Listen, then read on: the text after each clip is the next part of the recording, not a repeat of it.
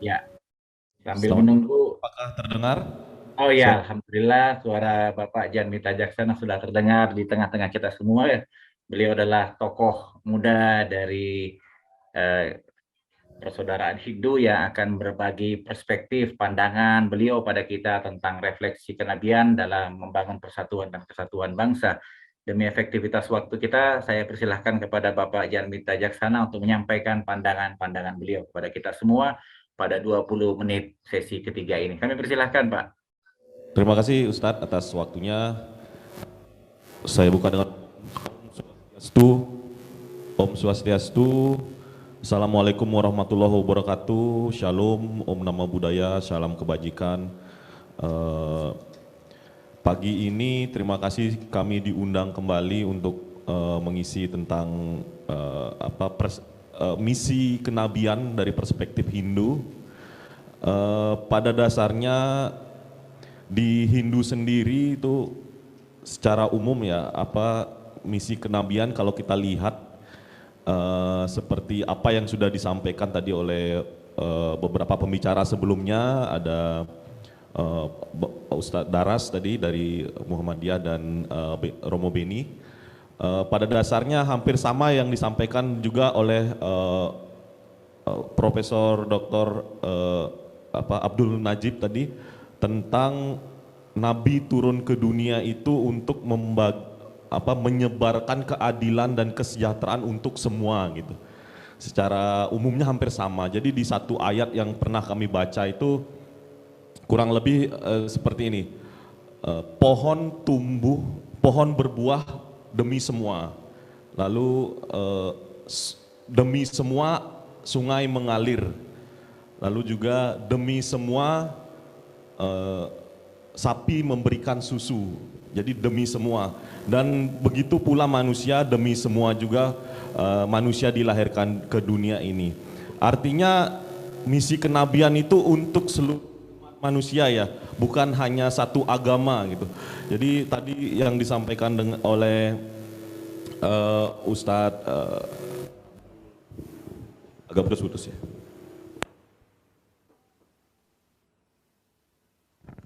Yang disampaikan oleh Ustadz Abdul Najib itu sangat betul sekali bahwa secara umum Nabi turun untuk seluruh makhluk yang ada di dunia. Sama dengan Yesus juga memurnikan seluruh makhluk yang ada di dunia. Seperti pohon juga, pohon itu tidak milih-milih. Ini yang nanam saya beragama Islam nih. Jadi saya berbuah lebih lebat, atau yang nanam saya beragama Hindu nih, saya tidak boleh tumbuh di sini. Enggak, siapapun yang menanam pohon pasti dia akan berbuah dan bermanfaat untuk semuanya. Nah, itu misi umum kenapa refleksi misi dari kenabian, termasuk dalam memperkokoh kesatuan dan persatuan bangsa Indonesia khususnya. Tadi dan beberapa kali saya sangat istilahnya ikut bersemangat dengan salah satunya tadi himne atau mars tadi ya, mars ABI tadi. Jadi Indonesiaku ABI Indonesia Indonesiaku ABI menduk me, Ahlul Bait mendukungmu gitu ya. Al-Quran membelamu gitu. Jadi itu satu hal yang sangat luar biasa ya. Jadi agama itu lahir untuk menjaga NKRI. Seperti yang disampaikan juga oleh Ustadz Hashim Adnan tadi juga, NKRI harga mati. Itu bagian dari kecintaan kita terhadap persatuan dan kesatuan. Di Hindu sendiri secara garis besar juga disampaikan bahwa swadarmaning agama, swadarmaning negara. Jadi salah satu cara kita untuk beriatnya atau berswadharma atau berbuat sesuatu untuk agama kita adalah dengan cara kita berswadharma untuk negara atau dengan membela negara kita. Itu bagian yang tak terpisahkan antara agama dan negara. Di Hindu sendiri ada yang disebut dengan catur guru atau 4 guru yang harus kita gugu dan tiru. Salah satunya adalah orang tua, Setelah orang tua ada guru pengajian namanya. Jadi di Hindu ada namanya guru pengajian. Guru pengajian itu guru kita di sekolah. Ada juga guru kita dalam bentuk pemerintah. Jadi pemerintah itu adalah bagian dari catur guru yang wajib kita gugu dan tiru. Nah, kasus yang kemarin waktu pandemi itu, apa yang disampaikan oleh pemerintah kita harus ikuti aturan-aturan itu, termasuk bagaimana kemarin sempat juga di Hindu pura bahkan tempat ibadah yang lain juga tidak boleh beribadah sementara untuk menjaga kesehatan dan kehidupan masyarakat begitu. Jadi itu cara-cara yang bisa kita lakukan, karena begini, kalau di Hindu setengah dari dosa masyarakatnya itu adalah bebannya ditanggung oleh pemerintah. Jadi pimpinan kita itu menanggung setengah dari dosa masyarakat yang ada di bawahnya gitu, atau setengah masyarakat yang dipimpinnya. Artinya beban pemerintah itu sangat besar, baik dalam dalam kehidupan sehari-hari, termasuk dalam konsep keagamaan juga sangat berat bebannya, karena dosa masyarakat di bawahnya ditanggung oleh pemimpinnya gitu. Nyambung juga dengan apa yang disampaikan oleh Ustadz Abdul Najib tadi, bahwa dan oleh moderator kalau tidak salah tadi, bahwa agama itu bagaikan kendaraan gitu ya. Tujuannya satu, yaitu Tuhan, kendaraannya boleh berbeda-beda. Jangan lupa dalam kendaraan ini kita juga perlu namanya navigator. Navigator biasanya mungkin yang suka pakai Google Map, ada yang suka pakai satu lagi Waze, ada yang suka juga bertanya ke orang lain, itu navigator. Navigatornya itu adalah akal sehat. Jadi kendaraannya agama, navigatornya akal sehat, tujuannya Tuhan. Jangan lupa kendaraan kita juga harus ada bensinnya. Bensinnya itu adalah ilmu pengetahuan. Dengan ilmu pengetahuan kita miliki ilmu pengetahuan, arahnya sudah tahu dan kendaraan kita sudah miliki, tujuan kita akan tercapai dengan cepat gitu, atau bukan dengan cepat, dengan benar lah tujuannya begitu. Jadi 4 hal tadi ya, kendaraannya adalah agama, bensinnya adalah ilmu pengetahuan, arahnya adalah akal sehat, dan tujuannya adalah Tuhan. Agama atau kendaraan tanpa bensin, tanpa ilmu pengetahuan akan menjadi berat, bisa jadi mogok di tengah jalan gitu.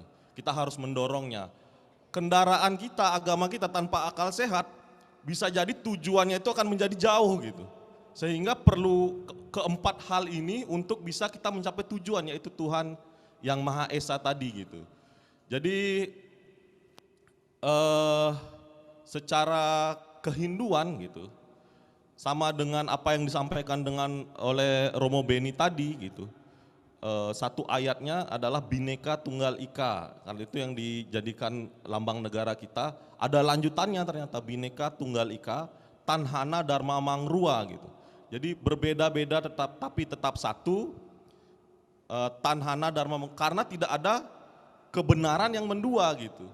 Jadi itu sebenarnya sambungan utamanya, sehingga perbedaan itu lahir memang diciptakan oleh satu entitas besar yang kita ketahui, yaitu Tuhan yang Maha Esa. Sehingga kita harus menjaga perbedaan ini, menyatukannya dalam satu buah bentuk, yaitu tadi bangsa dan negara kesatuan Republik Indonesia, yang kata Ustadz Hasim tadi, bahwa NKRI itu adalah harga mati yang wajib kita jaga, karena bagian dari menjaga negara adalah bagian dari kita untuk menjalankan agama kita masing-masing. Kira-kira begitu dari konsep kehinduan. Mungkin Pak Ustadz, jika ada kurang-kurang kami mohon maaf, kami kembalikan ke moderator. Terima kasih. Baik, terima kasih Bapak Mita Jan Saksana atas pemaparan yang beliau sampaikan. Bagian awal tadi menarik, saya kira jadi bahan renungan kita, bahwa dalam konsep Hindu ada konsep tentang pohon yang tumbuh untuk semua, sungai yang mengalir untuk semua atau demi semua. Sebuah konsep yang mengajarkan pada kita, dan saya kira bisa kita temukan juga filosofi seperti itu pada agama-agama kita yang lain, yang mengajarkan pada kita bahwa kebersamaan dan gotong royong adalah nilai-nilai esensial dari ajaran agama yang ada pada semua agama. Agama hadir bukan hanya untuk satu kelompok, tapi agama hadir untuk umat manusia. Karena itu beliau tadi menyampaikan bahwa misi utama kenabian adalah untuk semua umat manusia, bahkan untuk seluruh makhluk. Karena itu seluruh agama harus berkontribusi dalam ikhtiar untuk membangun dan memperkokoh persatuan bangsa dan negara kita.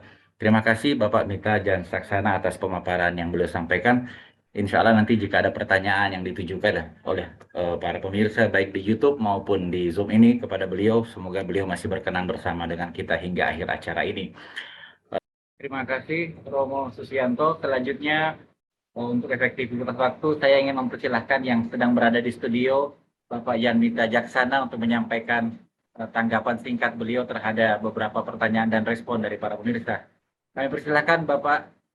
Terima kasih moderator atas waktunya. Kurang lebih tadi ada 5 poin pertanyaan ya, saya coba menjawab satu persatu dalam perspektif Hindu. Pertama tentang akhlak tadi, kalau di Hindu itu kita mengenal namanya Trikaya Parisuda, jadi tiga hal baik yang harus dilakukan. Untuk menyamakan perspektif